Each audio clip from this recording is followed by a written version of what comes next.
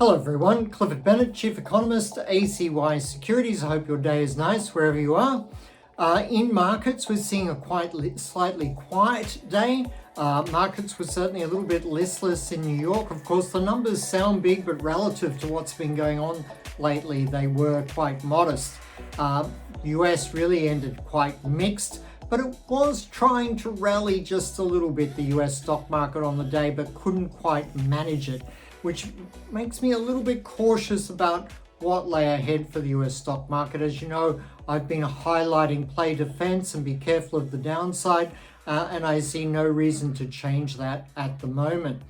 On the economic front, it was a relatively quiet day, except US factory PMI came in very flat indeed. In fact, we've had 3 months now at very modest activity level indeed, and well down from the previous highs of several months ago to a year ago. So really a factory industry that has slowed substantially and is just sort of treading water here. So it remains to be seen if this is some kind of stabilization overall to the US economy, which would be a good thing.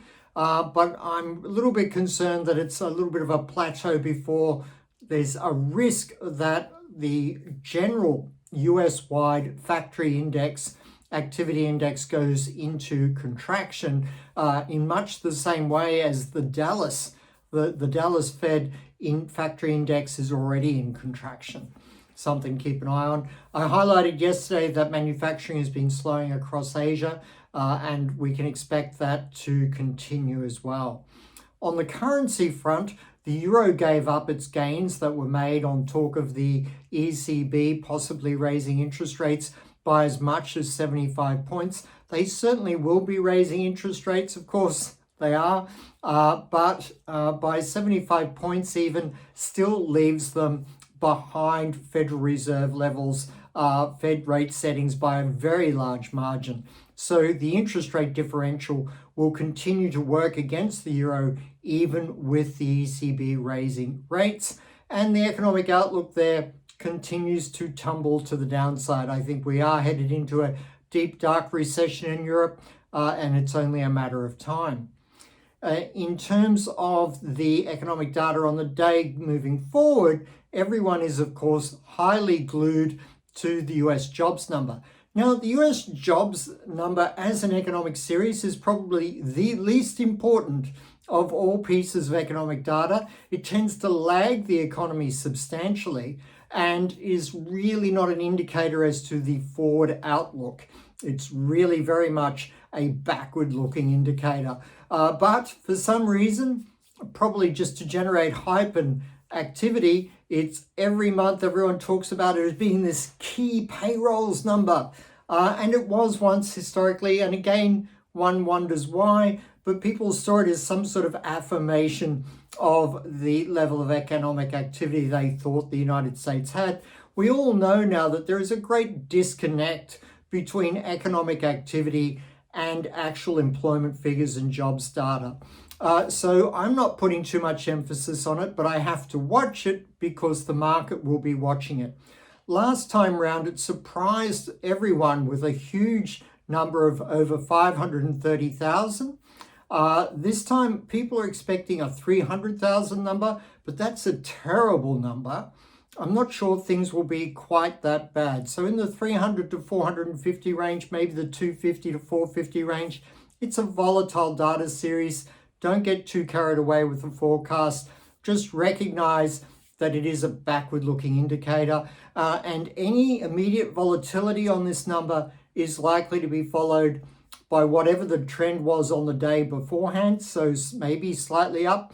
But I think really all of this is a market that's consolidating recent declines and will continue to fall further. So do keep an eye on that.